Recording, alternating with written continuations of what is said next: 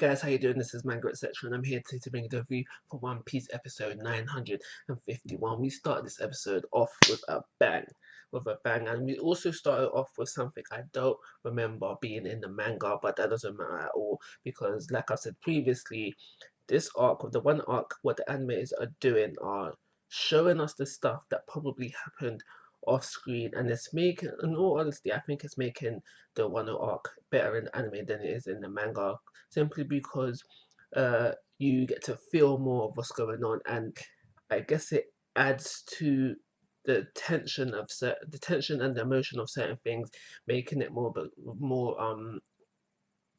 not relatable, flipping, like you believe it more because of all the added stuff that you see within like the episodes, and I will touch on that a bit more in certain bits of this episode, which I felt like you feel it more when I get to them. So we start off with Zoro versus these ninjas, and now choreography wise these fights weren't that impressive, but because of the way it was animated and the over exaggeration of certain moves and stances, then it just made it just added to the hype of this bit of the episode. And now Zoro was making light work of these ninjas, just probably one, in most cases it was one shots, and packed with the background music, Zoro's background music. It was making it just all adds to the hype of it. And so seeing taking out ninjas of one hit, see a bit of blood, which is kind of rare for One Piece. We don't really ever see too much blood within One Piece, but we'll see blood in this. Not that I'm saying that blood is necessary, but we'll see blood. We see him work through these ninjas fairly easily, not even breaking a sweat, not even breaking haki. At the very most, I think the only haki that Zoro used during this fight was observation, but no argument whatsoever. Not even when the boss ninja busts out his argument haki, Zoro still stayed calm and collective. He's like, I've got this, and makes light work of the boss ninja. So straight into the beginning of the episode, like I said, we started off with a bang with some action that wasn't that great choreography wise, but in all other aspects, really good. So once Zoro took out these ninjas, I keep always wanting to say samurai. When Zoro takes out these ninjas, he and Momosuke's sister take a break where they go back to talking, and just basically between them, they decide they need to go back to the other place, which was in the snow, because Zoro needs to get his sword back. He don't feel right without it, and he feels like he needs it. Of course, he needs the Santori for the final fights. Of course, he needs the Santori for the final fights. But yeah, basically find out that they're gonna head back there. But also during this bit of this episode is where we have Zoro talking about his hatred for Orochi and how he can't forgive them. Now that was not shown. This bit of the episode was not shown within the manga, and it goes back to what I was saying earlier about how these added scenes are added emotion and making things more not reliable,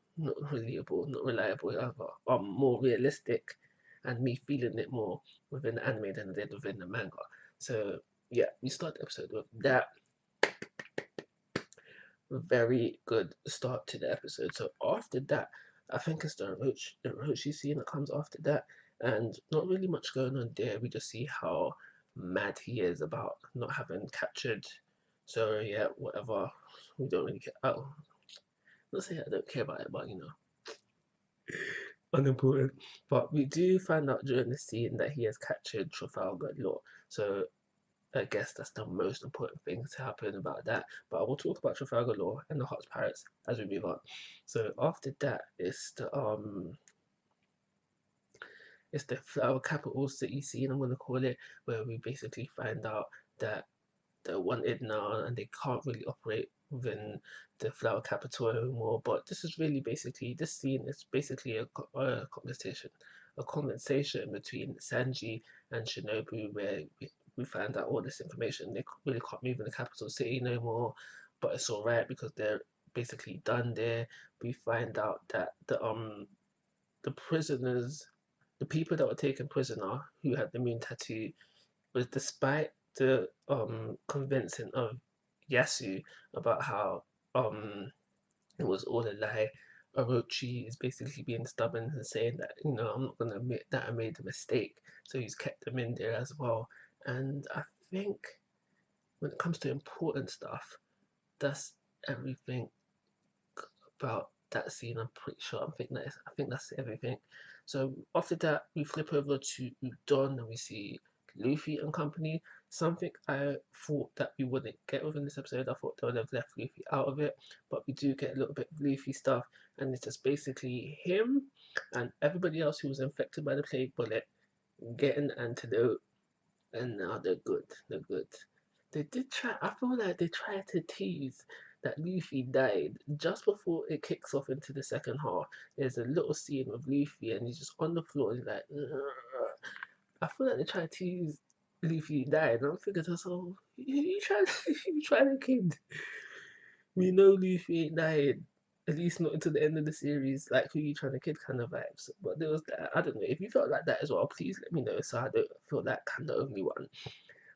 We do see Luffy again towards the end of the episode where he's just basically gone back to training for the Ryu. Obviously, we know he hasn't learned it properly yet, so he wants to get that down packed. But he's got the claw, he's eaten, and now he's more mindset on getting ready to fight Kaido. So after that, we have a next big moment for me anyway within this episode, and that is when the Hearts Pirates, Beppo and company, have made their way back to where Nami and company are, and they have given Nami the new card with the modified message from Yasu. And basically, after that, we get to see what happened exactly between Law and Hawkins. So now, basically, Trafalgar says to Hawkins, like, yo, you better free my crew or everyone is dying. The three members of my crew and you're dying, so you better free my crew. And now Hawkins, not wanting to die, says, "Alright, cool, cool, cool, chill, chill, chill, chill, chill. We'll free the crew." So I personally feel like it has been stated by order. With saying this, it's been stated by order.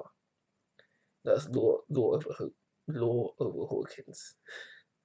I feel like that's just been solidified there and then. That law is over Hawkins right there and then. But what I really liked about this scene is where we see Beppo, before the flashback, where we see Beppo and company. They're like, nah, we need to make this right. We need to go get our captain back. This is more important than Kinemon's plan. Kinemon's plan. We've got to get our captain back no matter what. And what I really liked about this is that I feel like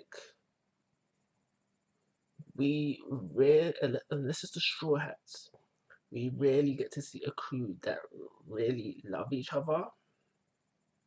And I feel like we're getting that now with the Hearts Pirates, which is ironic, love, hearts. Anyway, yeah, I feel like we're getting that now with the Hearts Pirates because we see that, well, Beppo was leading the charge, but they're all on it. They're like, no, we need to get our captain back. And then before, because it was in the flashback where we see Law giving up his life for them again. That's a great captain moment, but that's not what I was gonna say. It was more where we had Beppo leading the charge, saying like, don't do. He was on this like, don't do this thing, don't do this kind of vibe. And yeah, so I just loved it because it just shows other emotional crews. It shows other crew. It shows another crew that love each other more than the Straw Hats. So I loved it for that reason, and didn't get to see that within the manga. So I was happy, more than happy even, to see it within the anime. So that's everything I want to discuss about this episode. It was good. It was a really good episode. I really liked it. Like, not one moment I thought that pacing was an issue. Ooh. Wow. If I have no problem with the episode whatsoever, then how can I not give it a 5-star rating? I was gonna give it a 4, but I can honestly think of not one thing that I feel wrong with it, so I have to give it a 5. It was perfect. Oh my gosh, the anime's been perfect for me for first time in a long time. That's amazing.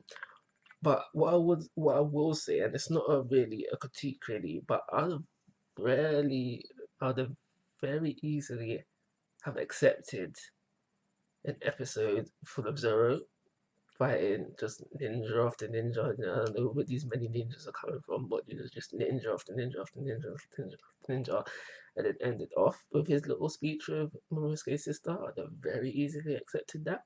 I think that would make a great 100% full episode, but we got what we got, and it was perfect. I can't think of anything wrong with it. So, like always, guys, I'm asking for your thoughts and opinions. If you haven't already, please subscribe to my YouTube channel. But most importantly, take care. Have a nice day.